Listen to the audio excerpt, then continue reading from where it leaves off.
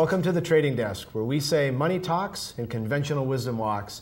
My name is Dave Floyd with Aspen Trading Group, and as always, joined with my friends and colleagues Matt Davio of Red Rock Partners and Jesse Felder of Felder & Company. Before we get into today's show, let's take a look at what the markets did in the month of November. This month in the Trading Desk, we continued to see a massive sell-off in all markets, and we're going to touch on some of those here with a couple quick charts. The S&P 500 continued down another 10%, and at one point we had some of the largest moves down in recent history after an election. I think it may have even been the largest move down after a general election in this country. We were down close to 26%. We hit a peak really on election eve when Obama won, and we sold off all the way to a new 10-year plus low of 740 on the S&P.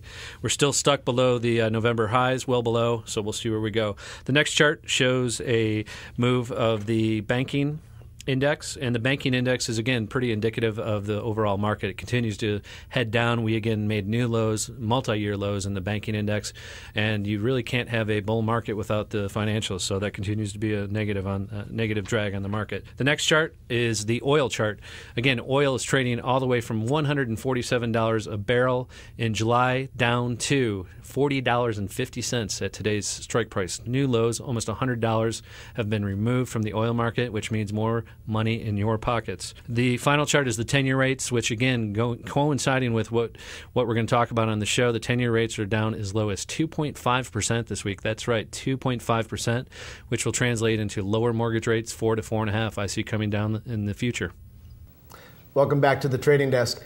As you can see, the month of November was another very difficult month for equity markets, both here in the U.S. and worldwide, and unfortunately happened right after the election. Right. So what do you think of that? Yeah, I mean, we had the election. It was kind of the rally into the election. It's always buy the rumor, sell the news. It was a classic example. Mm-hmm. You got the buy the rumor, day after the election, hey, Obama's down 10% elected, and we got crushed right after the election. Mm-hmm.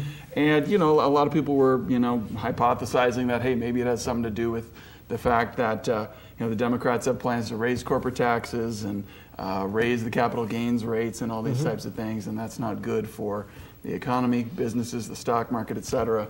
But I think it was pretty much just a classic buy the rumor, sell the news. It was a great trade, but we did go to a new low. We made another new low. We beat the 2002 lows, so we established new lows in the market over the past decade. Mm-hmm. That's an amazing point. I mean, that bull market from 2002 to 2007 has been completely wiped out. In about 3 months. All those gains gone. Yeah. I mean, and over the past 10 years now, you look at the past 10 years, the market's down. Yes. Yeah. That's never happened in the history of the S&P 500. Right. So this is a pretty brutal time. It's violent, but I think it's I think there's still you've got an overlay of hedge funds, mutual funds that are all down 40% on the year if they're just indexed. It doesn't matter what they're buying, oil, energy, commodity stocks, doesn't matter. Everything, it's deflation nation right now. Right. And I think that will continue for the rest of the month, the rest of the year here in December to put pressure on the markets. I don't see us going to necessarily new lows, but I think that that chasm is hanging over the market, and it's going to be tough to overcome. I don't believe we're going to recover. We're not going to have a V bottom. I've heard some people talking about that. I think